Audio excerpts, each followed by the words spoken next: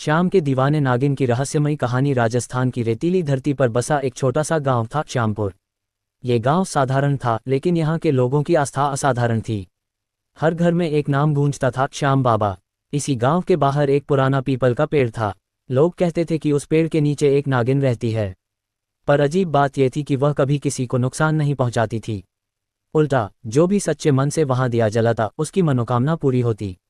पुष्पनकाल नागिन का रहस्य बरसों पहले की बात थी। एक साधु गांव में आए। उन्होंने बताया, ये साधारण नागिन नहीं है, ये श्याम की दीवानी है। पिछले जन्म में यह एक बड़ी भक्त थी, पर अधूरी भक्ति के कारण इस जन्म में नागिन बनी। ये सुनकर गांव वाले डर नहीं बल्कि श्रद्धा से भर गए। श्याम के दीवाने की परीक्षा। एक दिन गांव में भारी सूखा पड़ा। खेत सूख गए, कुएं खाली हो गए।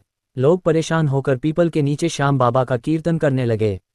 उसी रात गांव के बाहर एक अमीर सेठ का बेटा घमंड में आकर बोला, अगर बाबा में शक्ति है तो इस नागिन से मुझे बचाकर दिखाएं। अहंकार में वह पीपल के पास चला गया। अचानक जमीन हिली और नागिन प्रकट हुई, पर उसने डंसा नहीं। उसकी आंखों में क्रोध नहीं, चेतावनी थी।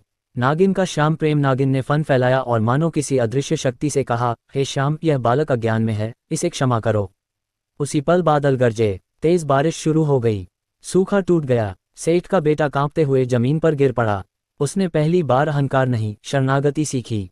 चमत्कार या उपदेश। अगली सुबह नागिन फिर पीपल के नीचे दिखी। उसके फन पर फूल थे। लोग समझ गए, यह कोई डरावना जीव नहीं, श्याम की सेवा में लगी आत्मा है। साधु ने कहा, जब जीव श्याम का हो जाता है तब उसकी योनि नहीं देखी जाती, केवल उसकी भक्ति देखी जाती है। अंतिम लीला। कुछ समय बाद नागिन पीपल के नीचे मृत पाई गई। लेकिन उसी दिन गांव में एक मंदिर बना और लोगों ने देखा, पीपल के नीचे से एक ज्योति निकलकर श्याम बाबा के मंदिर में समा गई। गांव वालों ने एक स्वर में कहा, ये नागिन नहीं थी, ये तो श्याम की दीवानी आत्मा थी। चेरी ब्लॉसम कहानी की सीख। श्याम बाबा का उपदेश। उंगली से दाहिनी ओर इशारा सच्ची भक्ति रूप नहीं देखती। उंगली से दाहिनी ओर इशारा। अहंकार से मुक्ति ही सबसे बड़ा चमत्कार है। उंगली से दाहिनी ओर इशारा। जो श्याम का हो जाता है वह कभी तुच्छ नहीं होता। उंगली से दाहिनी ओर इशारा। हर आत्मा को मोक्ष का अधिकार है।